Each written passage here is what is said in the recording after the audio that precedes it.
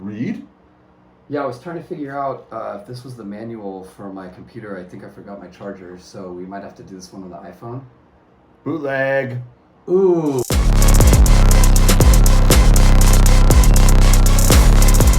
Welcome back to the Ritual Chamber. We are Jeff and Josh, the two guys from nowhere. And today we were talking about Suicide Squad. Just came out yesterday, which is like, it's fresh. I actually watched a movie right before doing this. It was fantastic. It's sort of fresh in my brain. So not only Suicide Squad, but the Suicide Squad. Suicide Squad. Which is such an interesting way to change the title as for a part 2 reboot. Right, yeah, because realistically this movie is not, it's a sequel and a reboot. Almost, yeah, it's both. Right? It's a little bit of both. It's a C-boot. Ooh, nice. Is that it? Can we copyright that? Yeah, we can copyright that. Okay. All right, cool. That. Trademark, registered, yeah, all those things. So yeah, I mean, this movie, it was really interesting. I thought it started out really good. Obviously, you bring in Michael Rooker as Savant, and what a great scene just to see his character. And like the way his character is playing around with the ball, and you kind of get this background of this character, and you well, you didn't get any background. You get as much background as you do with all the characters. For sure. Let's get into just the overall, like a real quick summation of the movie. Okay, summation of the movie overall. I guess before we get into not a summation of the movie. I mean, like just what you like. It was a fun movie. It's fun. I mean, I really think that Suicide Squad, in its essence, is supposed to be fun. It's not supposed to be a deep thought. You're thinking about it too much movie. Yeah. I do think that they added some kind of clever storylines in this movie, some themes rather, that were good. But the overall movie, I mean, I'm gonna throw this out there.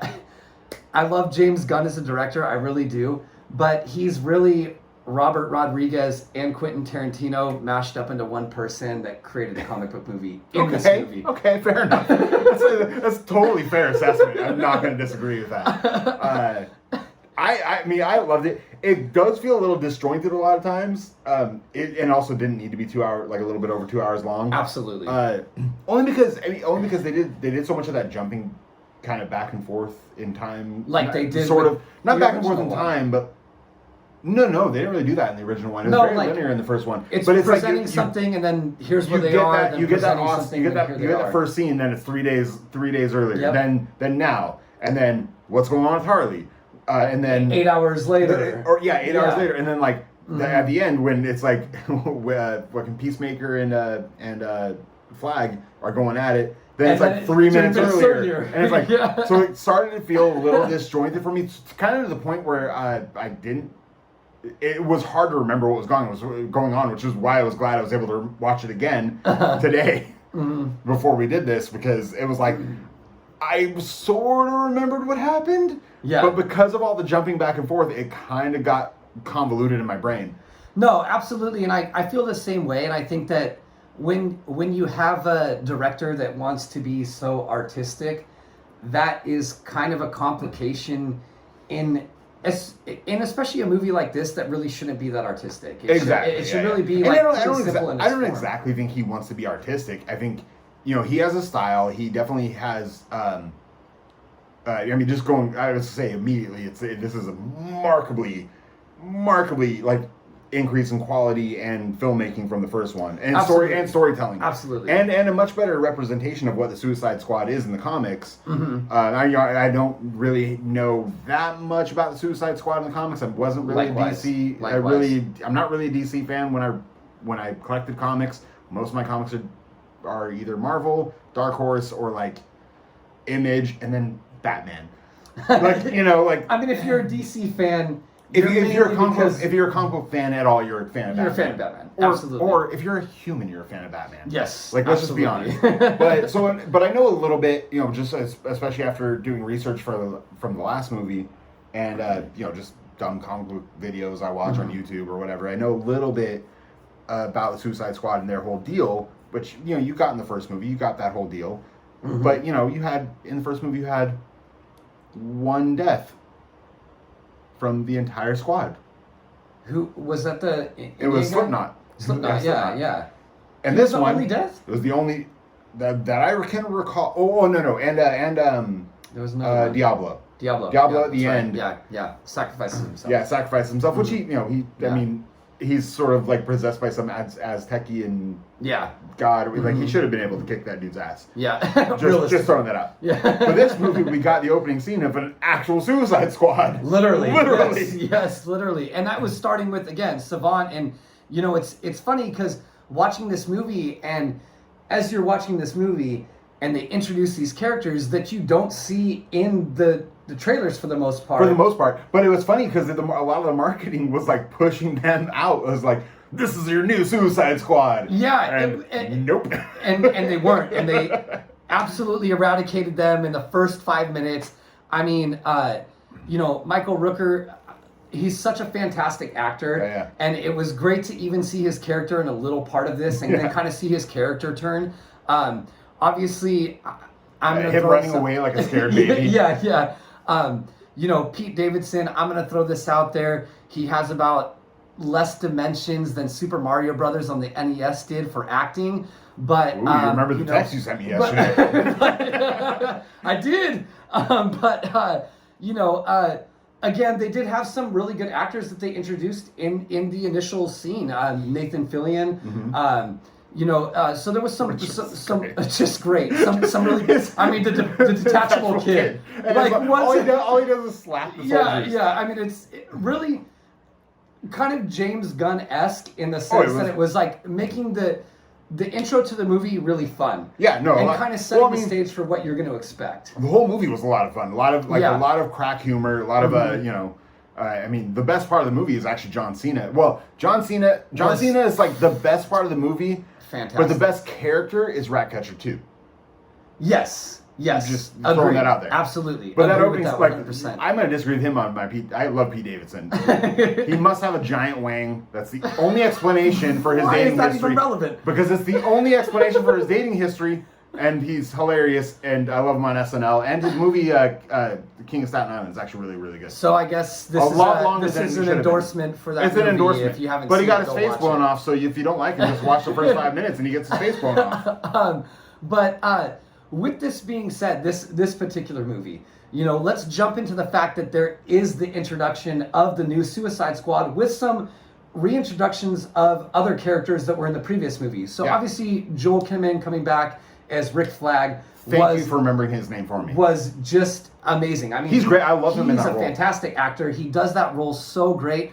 Obviously, Margot Robbie playing Harley Quinn, it's an irreplaceable role. Of course, she's going to be back for that. And I'm glad she got rid of that kind of over-the-top New Jersey accent a little bit. I got rid of it a little bit. It wasn't as intense. It wasn't as grating. Yeah. So, a couple things that I liked about this movie. And Idris Elba's version of Bloodsport. For sure. I mean, yes. That's true. 100%. We cannot forget Idris Elba was fantastic. I mean, he's really probably one of the best actors of our generation right now. It's great to see him cast in roles where he can kind of explore his ability to act. I mean, he obviously plays this really serious character, but still has these areas where he can have some humor.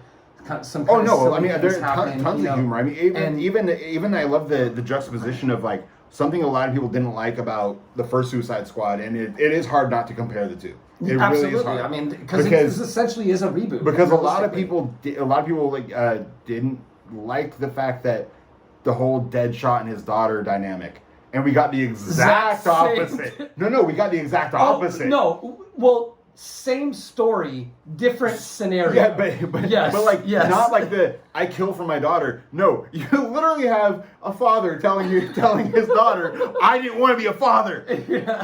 And your fucking mother put this on me. Like, shit. And you're like screaming at her. Yes, the dynamic was different. And that's a great opening scene. But he's more pissed off that Amanda Waller wants to send her to jail. And possibly get her killed in jail. Mm-hmm. That's the threat that she gives. then he doesn't do anything for her. He doesn't give a fuck about her. Yeah, he just doesn't want her to get killed in jail. And also to bring that up, Amanda Waller, Viola Davis. I mean, shout out, always fantastic. Yeah, always fantastic. I mean, great actress. Great actress. And I love that they played a little bit with the crew that works with her this time. Oh yeah, betting on. Yes, that was such a great scene when they're betting on, and then ultimately turning against Amanda Waller when she's kind when they kind of realize that she's in the wrong. So, intro scene, just touch on it real quick. One thing that I was super excited about was Captain Boomerang. I was like, hell yes, bring this character back, because honestly, in Suicide Squad, I thought he was one of the shining characters of that movie. Yeah. And so I'm thinking, here comes back Captain Boomerang. Can't wait to see how they're going to continue to develop this character and make him work in this movie, only to find out that he dies a horrible death. Obliterated. In the first 5 minutes. I love Jai Courtney. I think Jai Courtney is really great. He's fantastic. He's not a wonderful actor, but whatever. I've liked everything he's done that I've seen. Yeah, absolutely. So that was a disappointing moment for me as a fan, just to have watched that take place the way that it did. But then it did really introduce the movie, and it introduced some of these new characters, which I thought were great. I mean, John Cena is fantastic. It blows my mind to watch how much of a douchey Captain America. Yes, absolutely. Douchey Captain America. But to watch him develop as an actor, to start to get into these major roles, kind of akin to how we talked about Dave Bautista, and people don't really consider these WWE superstars to be credible actors. For years they haven't been. Now we have Dave Bautista. We've had and John The Rock. The Rock, obviously. We've had basically it's like those three. We have The Rock, Dave Bautista, and John Cena. John Cena is more of a Dwayne Johnson. He's a comedic actor. I don't think you could ever see John Cena in a serious role. He's a really, really funny guy, and so he's good in comedic roles such as this. Because even though he's killing people and he's a hard ass, he's fucking hilarious the entire movie. No, he's great. Dave Bautista, though, on the other hand, is like both. He's done dramatic roles, he's done comedic roles, and he's done really well in both. Yeah, absolutely. The Rock he's sort of comedic and action. Yes. I don't think The Rock could do a serious role, like a real serious role. Maybe he could. He just hasn't done it yet. It's kind of weird, but I think that these actors pigeonhole themselves. One, they're too big to be taken as a serious character, I think. To be an emotionally fragile character, to be that large of a person. But here's the thing, though. Dave Bautista has shown it in Guardians 1. That's true. That's true. And that's the thing. It's just that you can be as big as you want. Just be a good actor. John Cena, maybe he could. I've only ever seen him act in comedic things, and he kills it. He's fucking hilarious. Even he's done stuff on like Fallon or like Last Week Tonight where he just showed up for a random funny joke thing, and it was fucking hilarious. No, yeah, it's he and The Rock probably could too. He hasn't done it yet. And that's one thing that I thought, like, for this movie, for me, was really the star of this movie was John Cena, in my opinion. His character was great, and his dynamic that he had with Idris Elba, Bloodsport, was great. And I little competition going through that. Yes, their little competition, town, the entire thing, or that encampment or whatever. Obviously, because we're just gonna get into what we liked about the movie. What I really enjoyed was at the end of it, John Cena, if you don't catch it, at the beginning talks about smaller bullets. No, I know. No, 100%. I caught that. And then immediately. And then at the end when he dies, when Bloodsport kills him, smaller bullets. Yeah. And I love what I like about movies and storytelling is these kind of things. Where they introduce something at the beginning and then you get it at the end. Like the reward is at the end. You really have to watch the whole thing through, pay attention the whole way through to really see where that callback's coming from. It's a little bit of foreshadowing and it's amazing. It it was such an awesome scene to watch it unfold that way. You know, because they kind of once Idris Elba breaks down through all these stories, which I thought was great. Really good one. Like, it was really well done because realistically, no way that's happening. I don't know. I mean, if you were maybe if you were on a platform that was strong constantly quads breaking your fall. Yeah, but you got strong quads. Well, that's true. You gotta really but then, you know, they get down into this, like, you know, pretty much like shoot off. Yeah. And I mean, pretty much. I mean, it was a shoot off. Yeah. Well, I mean, like, I'm talking spaghetti western style. Yeah. No, like I got outside the saloon and whatever. Yeah. Okay, corral. But it was a great scene, you know, and I love the way that they played out those characters, how that storyline played out. Yeah, you they're know, little, you know, they're like I said, they're sort of dick waving. The entire time. They're dick waving the entire time, and then I love when they're going through that encampment and Peacemaker just hacks the dude while he's walking by. Just for sure, and you know. Only they come out to find out that they're all rebels. they were all like friendly. Yeah. So a couple other characters that we want to touch on. Obviously, you said Ratcatcher too. And I agree with you. She was an amazing character. But what are the qualities that you liked about that character so much? Well, I kind of want to save a little bit for that for when we get in kind of the ending of the movie. Perfect. But you know, she was just an endearing character. Just I love that she sleeps so deeply that King Shark's almost about to eat her. Doesn't even wake up, and it's like I was having the most wonderful dream. And then I love the fact that she's paired with Bloodsport, who has a fear of rats. And he literally says, "I'm an assassin. I'm going to tell you I'm afraid of rats." Yeah. And that whole dynamic when they were talking on the bus and stuff, that was really cool and really really well done. And again, I like that sort of that bonding of this team that is going in for, you know, a singular mission. They don't know, you know, they don't really know what they're getting into, which we'll get into when we get to near the end. But the way that Bloodsport and her bonded, and the way she bonded with King Shark. Yeah, that was cool. Yeah, to see them become like real friends at the end. Yeah. So yeah, a couple things that you know, going into this movie, I thought it was kind of interesting because Jotunheim looked like one of the towers in Justice League, and that was actually something when I started watching this movie that I texted you about, because you obviously saw this prior to me seeing it, and I thought there was going to be some correlation there, only to find out I was completely fucking wrong. Yeah. I think you just thought it looked like the nuclear tower that they were in Justice League. And it was housing a kaiju essentially as they referenced it. Yeah. But, you know, as far as the story goes with this movie, again, with these kind of movies, I don't think it needs to be super intricate with storytelling, but I do feel like this movie actually did have a lot of themes that it touched on that I thought were pretty well done in the essence of whose side are you on? Yeah.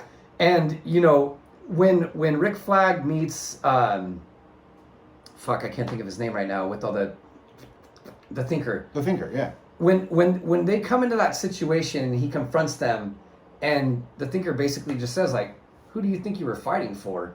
You know what I mean? Like, you don't think that your side was in on this? Oh, yeah, when he reveals the whole thing. When they reveal the whole thing. And I think that, like, that, as fun as this movie was, that was actually a really good theme. No, yeah. Especially for right now. Well, and even you know, speaking to John Cena and Peacemaker, you know, he says many times, like, I'll kill anybody if it's in this. I'll eat this whole. I'll eat this whole. Who knows why madmen do what they do? If this beach was covered in dicks, I'd eat all of them for America. Who would cover a beach in penises? Yeah. Who knows why mad people do what they do? That was great. That was a great exchange. No, but yeah, when he's, you know, I'll kill anybody for peace. I love peace, or I love liberty, or whatever the line is. And even to the point when when he kills Rick Flag, and Rick Flag literally says, "Peacemaker." What a joke. What a joke, yeah. And I think that those, you know, again, with this movie, it did have some very powerful themes there towards the end that it really explored. I mean, obviously explored this concept of nationalism, or this ideal of peace and the lengths that someone's willing to go through for that. And then again, it does explore this idea of, you know, this concept of that you think that what you're doing is right, but you aren't always knowing that what you're doing is right or wrong. And you know, obviously in Malta, I believe, right, is the country that they were in. Maltese. It's Malta. Sure, yeah, whatever. Is that I honestly don't remember. Okay, well, my brain is Malta? my brain is now just stuck on Harley Quinn trying to remember what to call them. Okay, so but in this idea, you know, you have this impoverished nation, and you know, basically run by dictators, but the United States being like, hey, we want to plant this here, and we want to experiment on your people, and they're like, hey, it's okay, as long as you know, like, which is probably why Amanda Waller wants them to pull out of the end. Yeah. So before we get to the end, though, I do want to say Margot Robbie just fucking owns Harley Quinn. I mean, she's fantastic at it every time. You know, Birds of Prey wasn't fantastic. It was not. It was. But she was great in it. She was great as Harley Quinn in it. Suicide Squad wasn't fantastic, but she was great in it. This one, she's even better. And I loved her little soliloquy about red flags when she kills the guy after banging him. Yes, and honestly, I think that was because I agree with you. That's such a powerful scene to see a turn of her character. Yeah. To realize like all the mistakes that she's done that's led her to really be where she's at, and trying to make this educated decision on how to prevent herself from going down that educated yes, very educated decision. Her explanation is great though. No, it's fantastic. Because you know the guys with the red flags, they don't just leave. They slash your tires. Or they get your dog. Yeah. And also her like.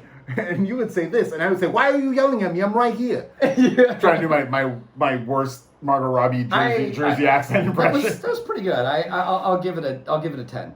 10 out of 12 monkeys if we were rating it that way. Okay. But because if I said 10 out of 10, that would be giving you too much credit. Yeah. But no, I definitely do agree that was a great scene, and it's really kind of fun to see her like. Really kind of developed this character more. Yeah, and she's really owned this character and developed it pretty freaking well. I mean, outside of, you know, the Harley Quinn initial, you know, debut was in the animated series. Then she got brought into comics. And she's always going to kind of a, you know, I mean, I hate when, like, Hot Topic sells, like, the Mad Love stuff. And it's like, yeah, that's not what that is. Mm-hmm. It's not okay. Don't sell that to little girls, please. And I like that this was sort of like an antithesis of that, like a real like, yeah, man, like no, run away from red flags, even though she does it in like the harshest manner. and it was kind of weird because you know this movie obviously they clearly explored this concept of her and Rick Flag having a relationship to a degree. You think so? I do, because obviously she was really hurt by him passing and she really cared about him. Especially in the concept that he also really cared about her because, you know... They clearly aborted what they were supposed to do to go and save her, only to find out that she had saved herself. Yeah. Which again, a great scene. Great scene. Great scene. I can go back in there. I mean, I can go back in there if you want to go back in there. Even her escape, I mean, that fight scene in the armory...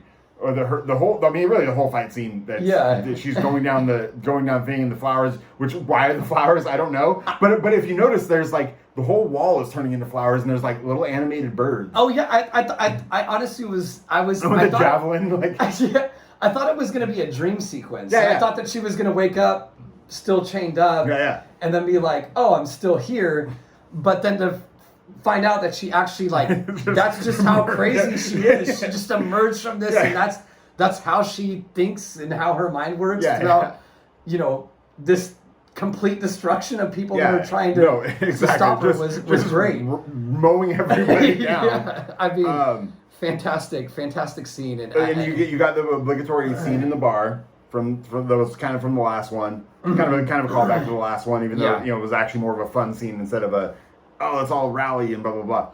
A character we have yet to talk about was a surprising up for me, like that I was like, wow, you actually made this character mean something and kind of be relevant to the whole thing. Fucking Polka Dot Man. Okay. Polka Dot Man.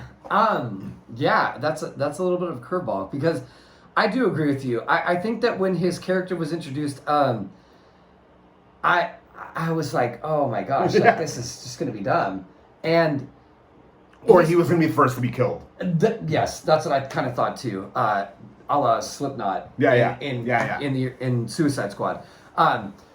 But yeah, they brought in his character, and I think they did a really good job with him. Like, obviously, especially once they kind of dug into his backstory, kind of figuring out why he is the way he is.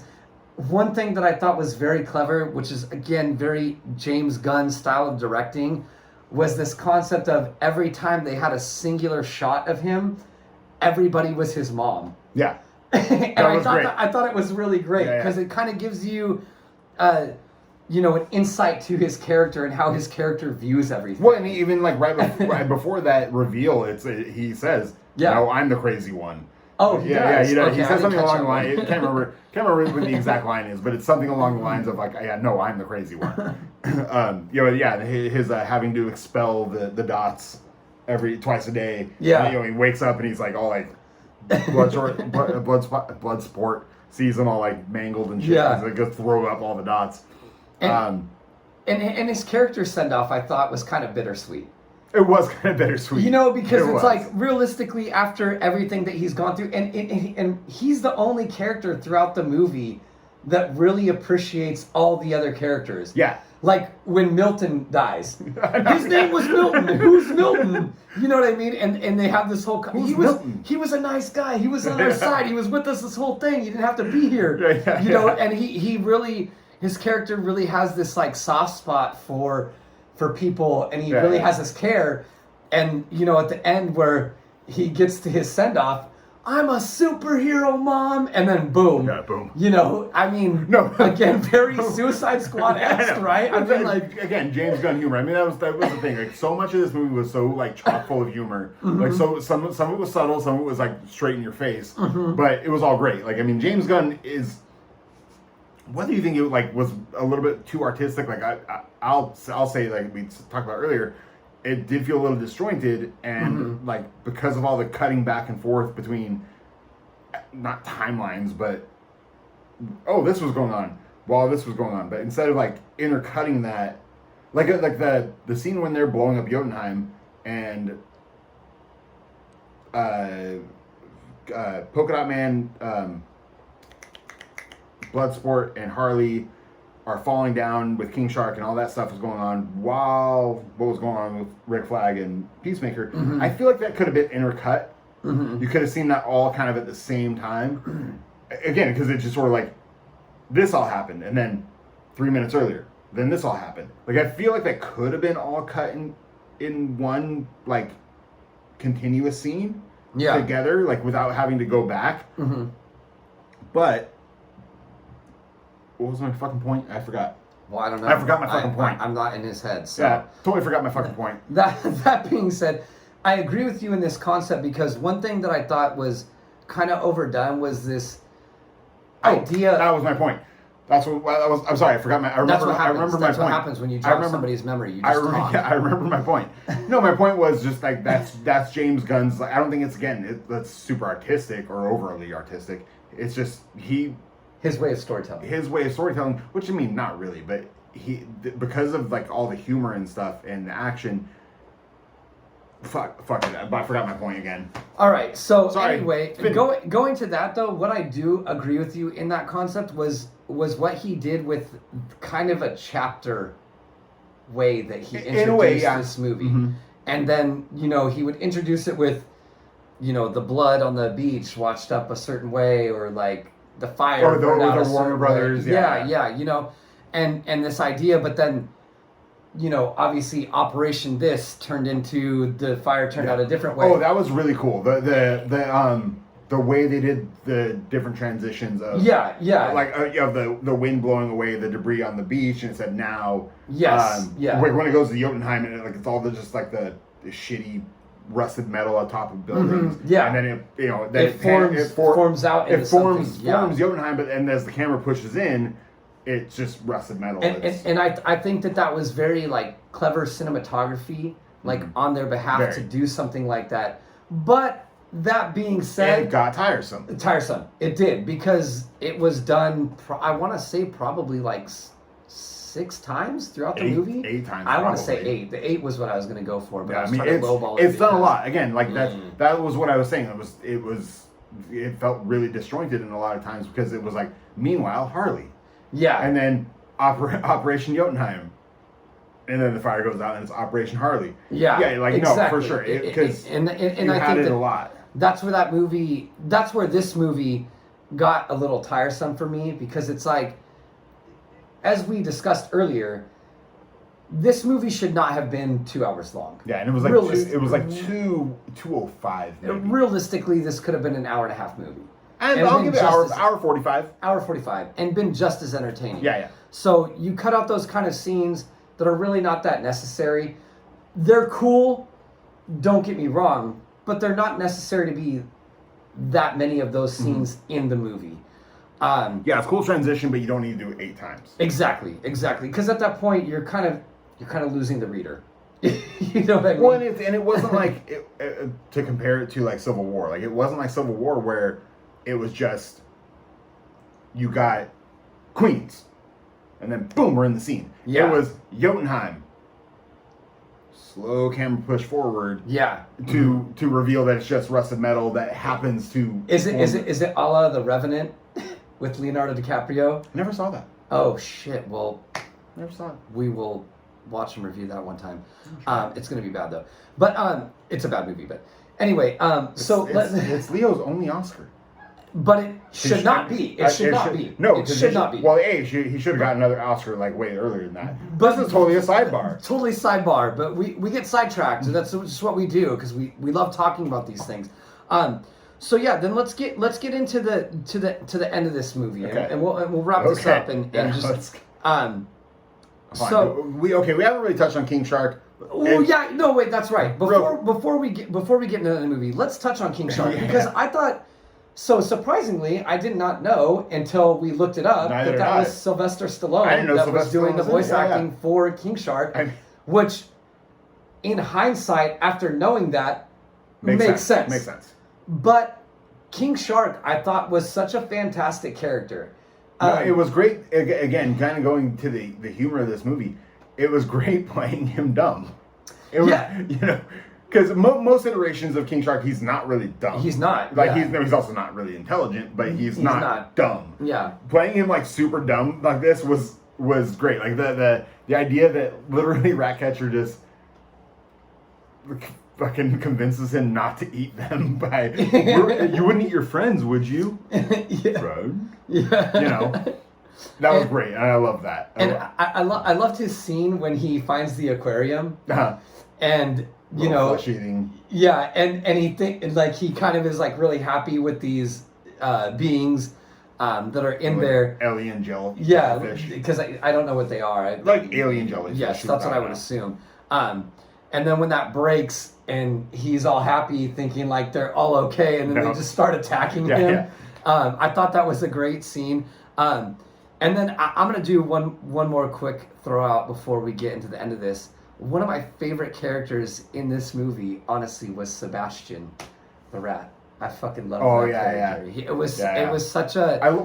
My that's why like my standout character was Ratcatcher too, was because I loved that she was always like, oh, he sees good in you, like stuff like that, like. He wants to give you a leaf. What the fuck I want a leaf? Like, it was so endearing and so cute. Like in a movie like this where it's like literally Black Ops people or like Black Ops villains go like thieves and killers going to do some Black Ops mission, but she's still like the opening scene, like when her first scene when she's asleep, and like oh no, it's okay, 5 more minutes, and Amanda Waller is like, oh yeah, okay, you were sleeping. She's like, oh yeah, I was sleeping. And it's like, no, get up. I'm like, no. And I think that was like, her character was great, and then paired with Sebastian is kind of being like a support character to her character. And then kind of the juxtaposition of between Bloodsport and his whole fear of rats, and that the way that sort of joke kind of keeps going out throughout the movie. Mm-hmm. And then let's not throw this out there. I mean, I'm gonna fucking. You want to not throw this out there? Or no, let's not forget to throw this out there.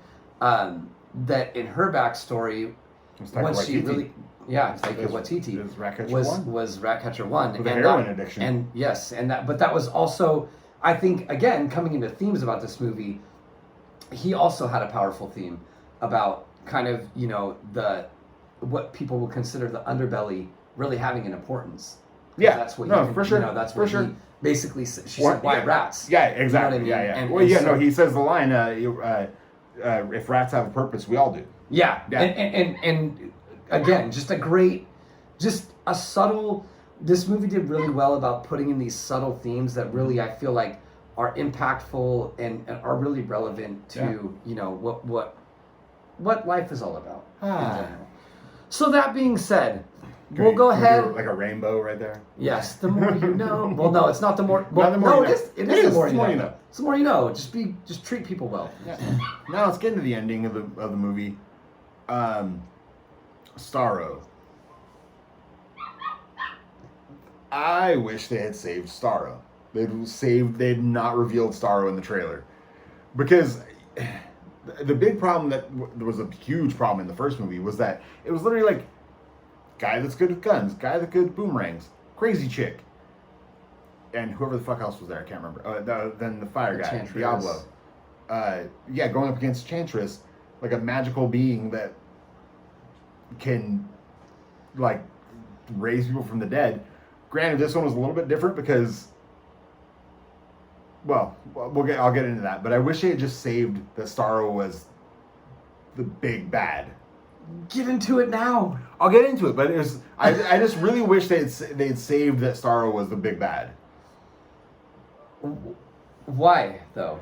Because I wish that you could have played it off in the trailers as it was just a Black Ops mission in some third world country, or not third world, but some small country, and it was just a Black Ops mission. That's all it was. And then maybe it was the generals, or maybe it was the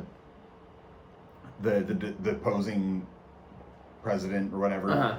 Maybe it was just that. And then it would have been a little bit more sense to send in these guys that are basically like non-super powered, just going in to destroy some lab or overthrow some leader. Okay. Because that would have been just as cool. And so we got Starro.